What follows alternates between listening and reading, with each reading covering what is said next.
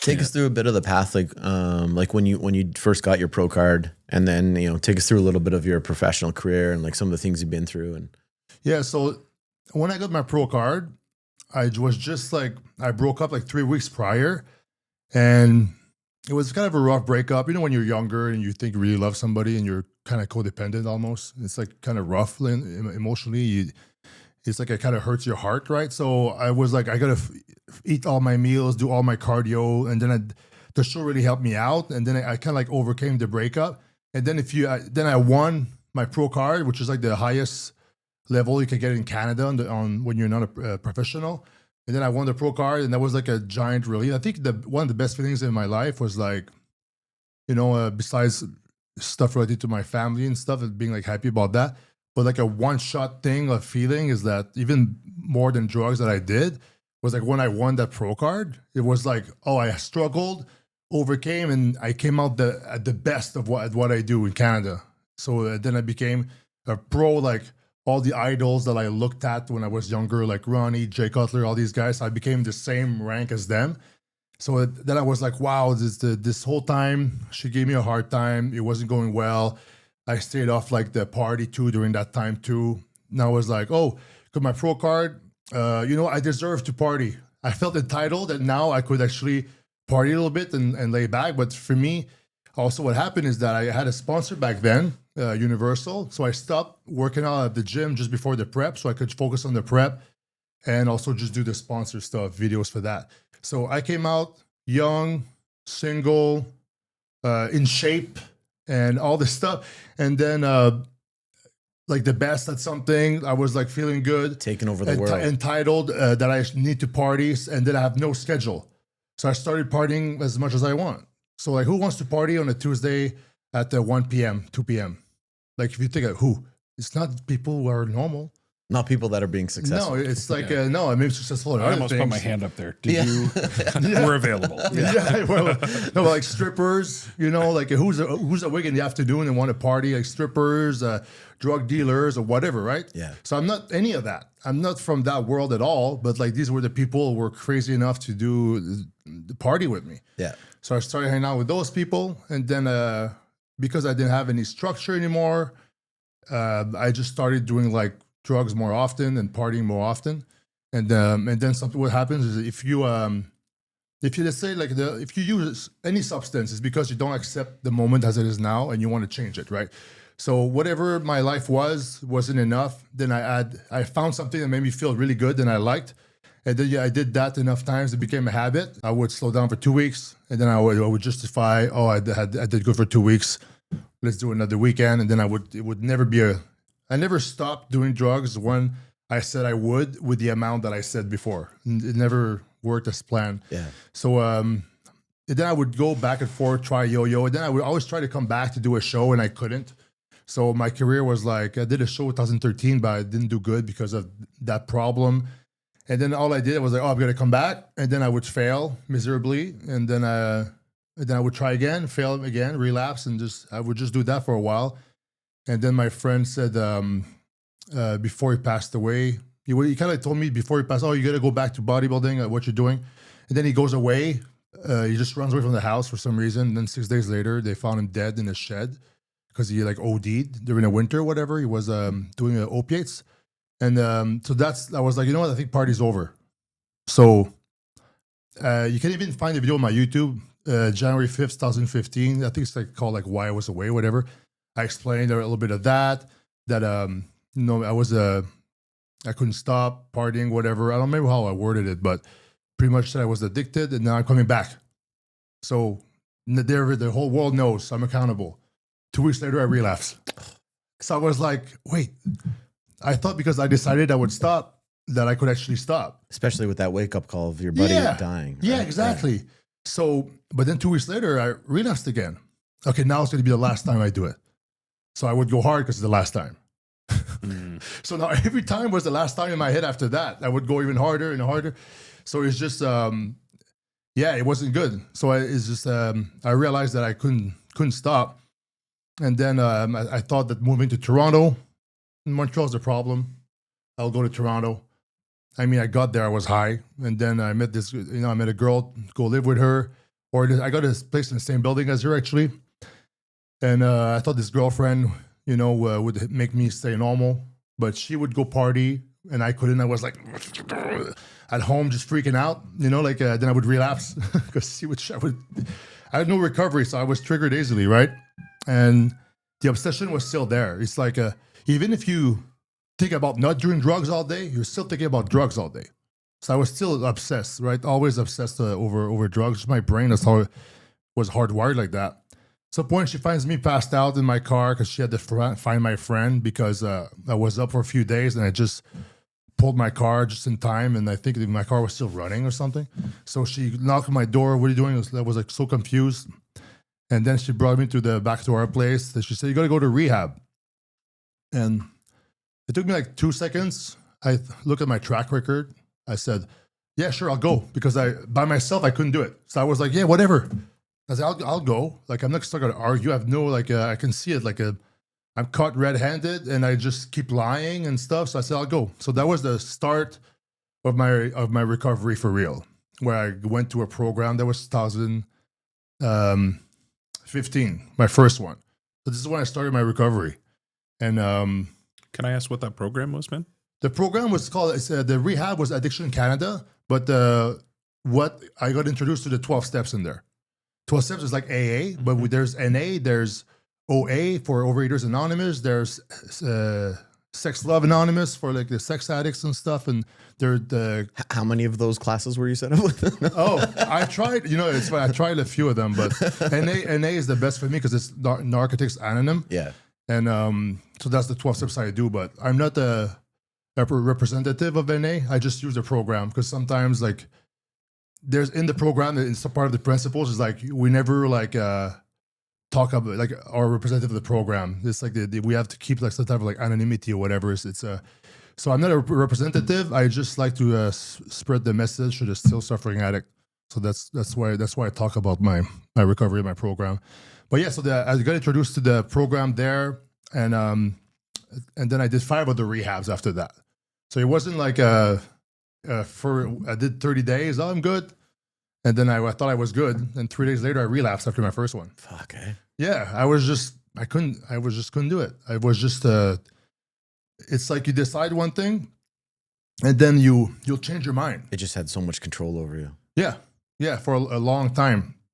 It took me a lot of suffering and rock bottoms to like finally like get it. And were you still training through all of this? Not as hard maybe, but when I was partying, I was in training, but then as soon as I would stop, I would start training right away.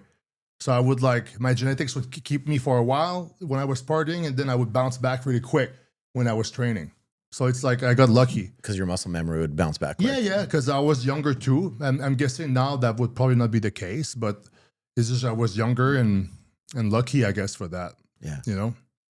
So there was a lot of struggles. How long have you been totally clean now for? Well, now over 4 years. Good for you. Yeah, thanks. But when you make the math, is that I have 10 years of recovery, only 4 years clean. So there was 6 years that I was like, Struggling. I did 5 rehabs. Well, before my last rehab, I was good for a little while. But with COVID, what happened is there was no, they actually banned the meetings. Can't go to meetings anymore in person, right? Because the 12-step meetings, you could go in person. There's like, on Google, you find meetings in your area very easily, but they closed those down because of like the virus or whatever, right?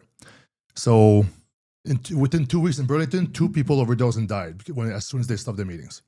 So it's like it actually killed people. For sure. And so they started doing the meetings on Zoom, and they had it already, but they brought them back in the parking lots just because people really needed it. It just makes you realize that like the opposite of addiction is connection.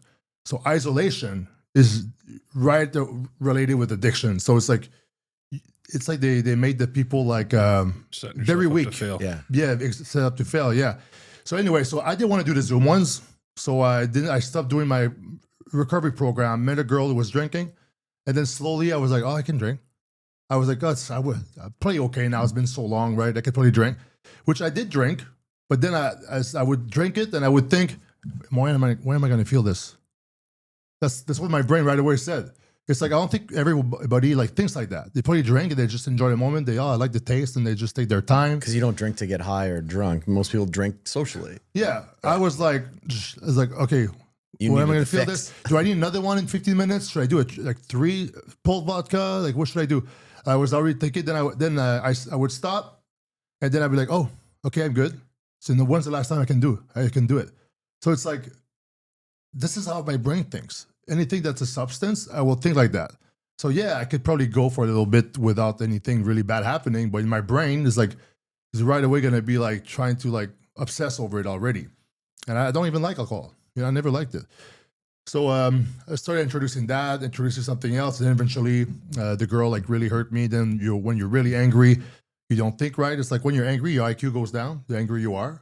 So when I was like really angry about my ex or whatever, I was like, and then this other girl from Montreal was like texting me, hey, you want to party? I'm like, ciao. I just left her and I just partied.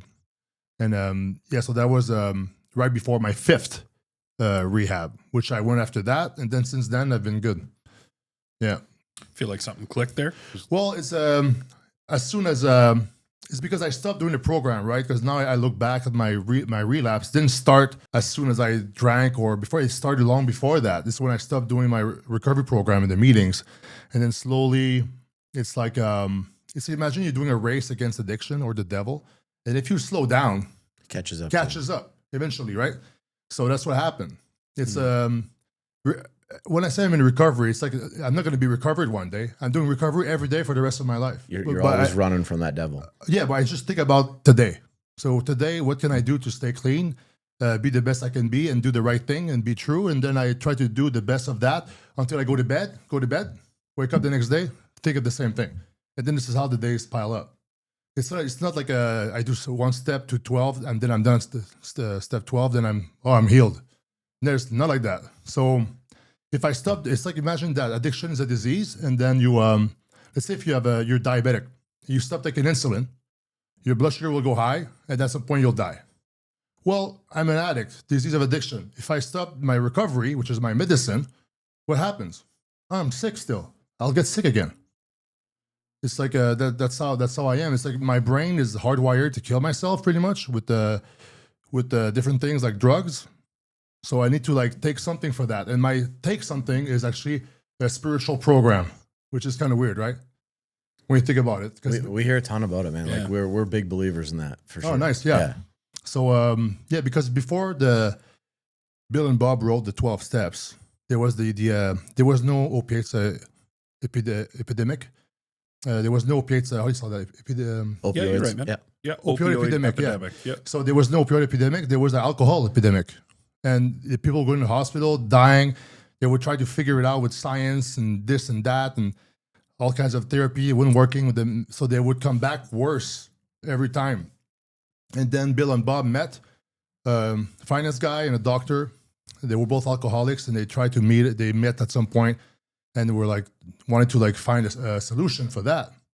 And then they would go around different hospitals and help people and just try to hear them out and just think of some ways. And I'm really like summarizing it, like maybe you're making it simpler than it was. Yes. But yeah. And then what happened is that they realized that both of them didn't drink for months. Hey, we didn't drink for months. So what happened is because they were together, 2 recovering addicts, helping other people. This is the cure. It gave them like a purpose and direction, and this has to be the program. So the 12 steps is a way of living, pretty much. And if you follow it, it works. That's the prescription. And that's the prescription. And the thing is, after that, addiction is the only thing that can cure it. Well, not cure it, but like put it to a halt and improve your life. Everything else, there's no pills that make you stop wanting to do drugs. There's none of that. So where science failed, this spiritual program prevailed and saved millions of lives. With that book they wrote, the big book of AA, they saved millions of lives, and all the 12-step programs came from that. So that's a 101 little story, but like it's crazy how like a spiritual program actually saved lives where medicine couldn't even like do it. There's a proof right there that it works. I've never heard of like anything else working as well as that for addiction.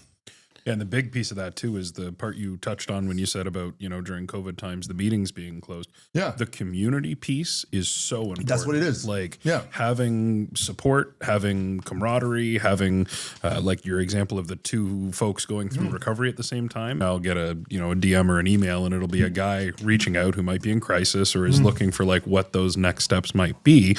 There's no know. And until you have somebody who's willing to have a conversation, hold hands, take that road together, that's powerful shit. But there's a lot of guys that don't take the step. No. Think they can beat it. Of course. Step one is like admitting you're powerless over your addiction. And they think that that's a failure if they have to admit something like that, but it's not, right? Like really, that's the award is realizing that you've got something to overcome. I mean, it's never fun when you started. So yeah, you feel like a failure, but you're probably sick of being sick and tired at that point anyway. Yeah. So it's like you want to change, right? It's like there's like the gift of desperation.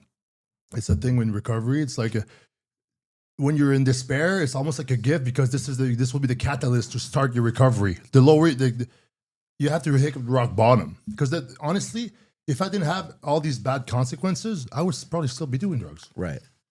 It's like, why would I be lying? If you were just coasting and competing, if I could get away with it, I would have kept doing it because that's how my brain was. But I couldn't. That's the thing. I was not a functioning addict at all. And since your recovery, like you crushed it. Like you went back to competing again, and went back to competing. Came back. I did the 2 pro shows. I went to the Olympia twice. I did the Arnold Classic in March. Not this year, the year before. Yeah, no, I did. If I remove drugs from my life, it's like everything goes well. So, and also a thing that people have to understand is that when you start doing drugs, it's like your emotional growth stops there. So if you start in your early 20s or teenage years, it's like once you stop, you'll have the emotional intelligence of like a teenager. So it's kind of like, then once you get clean, it takes a while to learn how to live without drugs and to deal with life on life's terms. So that took a while too, but I feel now it's like with the timing of meeting my wife, like 4 years ago, whatever, then having the house, and it's just everything was perfect. So it's like now it's like whatever was a curse before, like my addiction was a curse. Now it's like a blessing. It's like it was like an affliction before, and now it's like I'm grateful for it. I'm grateful that I went through all this stuff, and I'm grateful for everything because now it led me to me having a beautiful wife and son. If I changed anything in the past, it wouldn't be the same today. Yeah. So it's like it's pretty cool how the whole trajectory how it happened. It's amazing, man. It's a great story.